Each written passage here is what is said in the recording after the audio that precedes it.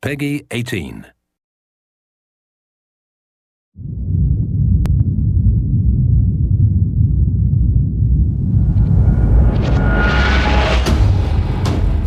Hey everybody, Zachary Levi here.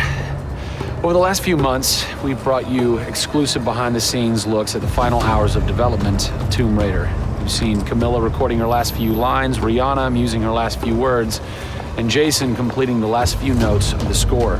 As those key pieces lock into place, it's time to reveal one of the last portions of the game, and a team that's been shrouded in secrecy for 2 years. We're here in the beautiful and freezing Montreal, Canada, to bring you the final hours of Tomb Raider multiplayer edition. These are the final hours of Tomb Raider. Welcome to yet another world-class studio in the Square Enix portfolio, Eidos Montreal, home of the multi-award-winning game Deus Ex. Locked away in one of the far corners of the studio is a team of experienced, passionate professionals who have been specially brought together to create the first ever multiplayer component to the Tomb Raider universe. Let's meet the team behind the vision, direction, and decisions, and hopefully get a chance to play a few rounds. Here we are at Eidos Montreal. Before we get into why we're here, Carl, you now have an amazing stash, my friend. What is the impetus behind this? As a studio, we've been participating in Movember. A good friend of mine, JJ Owens, works for Movember in LA. And we set up the gaming challenge and we brought studios from all around the world together. I think so far we've raised somewhere in the region of $140,000, $150,000. Well done. Been a big success, although my wife doesn't necessarily always approve. She hates it? Oh, my wife wakes up in the morning. She says that she hates it. She secretly loves it. What were some of the factors that led to a multiplayer facet to this new Tomb Raider? When we started developing sort of our vision for reimagining Tomb Raider, on paper, it was all about single player. And as we started to build that world out, we had the island, we had the Solarian, the scavengers. We started to realize that we had this canvas. Great warring factions, great landscapes. Yeah, we had all these really awesome places where it was all about traversal and single player. When we started looking at that, we thought, wow, well, what about multiplayer? Part of the genesis of that was Lara Croft and the Guardian of Light that kind of cracked open a door to lead you guys into the multiplayer into here at Eidos Montreal. Guardian of Light was a downloadable, a smaller scale project, and that allowed us to sort of take the risks that we wouldn't necessarily take on a full-blown project. Guardian of Light was our Pixar short.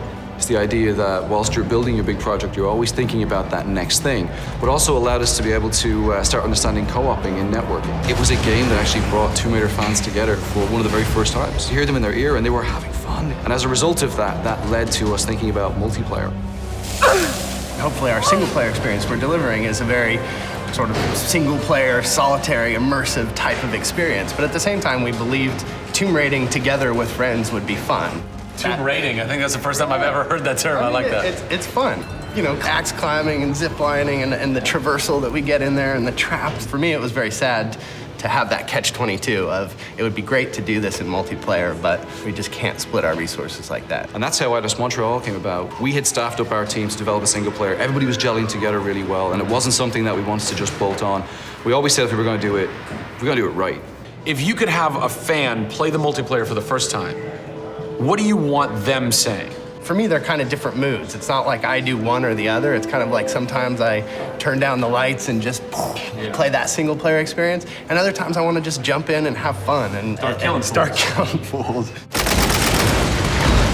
Joe Curry, producer of multiplayer on Tomb Raider. It's the first time Tomb Raider has ever incorporated multiplayer, and you're in charge of that. Yeah. What's running through your mind when you get that call? Well, first off, exciting, right? I mean, we're all huge fans of Tomb Raider on the team. I mean, we grew up with Lara Croft. But when we spoke to Crystal, like, we want to do multiplayer, and we're thinking, how do you do that? It's always been Lara's story. You've been in charge of creating the first ever Lara Croft Tomb Raider. No pressure. Multiplayer. No pressure, Zach. Thank you. What are some of the main pillars that you brought over from the single player to the multiplayer to make those two worlds cohesive? The element that really stuck out was survival. Group surviving together. Right. But then traversal, the ability to go up and down and kind of everywhere in a level. The weapons, you know, the characters. What did you guys have to tweak in order to create an engaging multiplayer experience that wouldn't necessarily work with the pieces that were in play with the single player experience? One example is the bow. Especially in the reboot, it's so iconic that we had to make it work for multiplayer. You have a certain forgiveness when you play single player. Multiplayer, players expect snappiness. I shoot you, I expect you to go down, or you can just do what I do, which is take out the biggest gun and just run for them and shoot them out. The environment itself can be a threat. The Solari, the guys that are on the island have had a chance to prepare traps. We've got things like an ammo box that looks like an ammo box, but it's really an explosive device. I need ammo, and it looks just like the regular ammo box, and then you're gonzo. We have a lightning rod. You'll get a lightning strike on the rod, and then you'll eliminate your enemy. First and foremost, we want to be humble. We want players to just have a really memorable experience. I had fun doing this. Do you remember when we set that trap? Moments that the players will come back to and talk about experiences that they've had for themselves, not necessarily the game offering them experiences. Absolutely. So, Joe, behind us we have the QA team, or the quality assurance team. They're a part of the development team. Mm-hmm. They can tell us what we need to fix and what's working and what's not. When do I get to game test? When do I get to get my hands on the game? Soon. We got a surprise for you first, Zach. So, when I was approached to host the final hours of Tomb Raider, essentially the biggest tell that I had was, I want to be in the game. I want to have a cameo, I want to have something. So guess what? Boom! Boom! Boom! I'm a playable character in the multiplayer Tomb Raider. How sick is that, Joe? You and your team are awesome. I can play with myself, virtually. Are we ready? Oh, that burns! You suck! Get those transmitters running. Radio transmitter activated! We're getting off this damn island? We send this thing. Beautiful. I would like to try and kick your butt as me in this map right now. Should we try it? All right. Bring it. Let's do it. It's happening right now. Oh, nice!